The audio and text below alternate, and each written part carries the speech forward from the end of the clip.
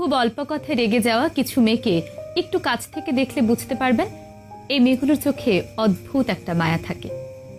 রাগ হলো মেয়েদের জীবনে একটা অভিশাপের মতো। এরা হয়তো অল্প কথায় রেগে যায়, অনেকের সঙ্গে কথা কাটাকাটি হয়, খুব ছোট্টখাট্ট ব্যাপারে ওভার রিয়েক্ট করে ফেলে। কিন্তু এই রাগ হলো ক্ষণস্থায়ী। রাগ মিটে গেলে এদের মতো ভালো মনের মানুষ হয়তো আর হয় না। এরা অন্যের সঙ্গে রাগ দেখিয়ে সবচেয়ে বেশি কষ্ট পায় নিজেরাই। এরা যেমন খুব অল্প সময় রেগে যায়, তেমনি খুব কম সময়ে মানুষকে আপন করে নিতে পারে। এরা নিজের সর্বোচ্চটা দিয়ে অন্যকে ভালো রাখার চেষ্টা করে। কিন্তু সমস্যা কি জানেন, আমরা ওদের বুঝি না। আমরা ওদের বাহ্যিক রাগটাকেই দেখি, কিন্তু ওদের ভেতরে লুকিয়ে থাকা সুন্দর মনটাকে খুঁজে বের করার চেষ্টা করি না। আমরা বাইরে থেকে ওদের রাগ দেখি, কিন্তু রাগের পেছনের সে কারণটা খুঁজি না।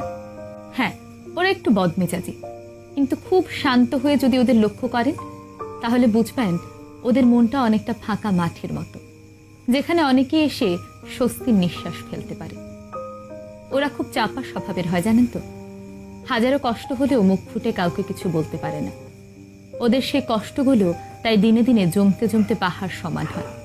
ওরা তখন চায় কেউ ওদের আগলে রাখুক, খুব আদর ভালোবাসায় রাখুক, ওদের মতো করে মানিয়ে নিক। ওদের দেখলে মনে হবে ওরা খুব সুখে আছে, ঠোঁটের কোণে এক চিলতে হাসি সবসময় লেগেই থাকে। কিন্তু জানেন তো, মনের মধ্যে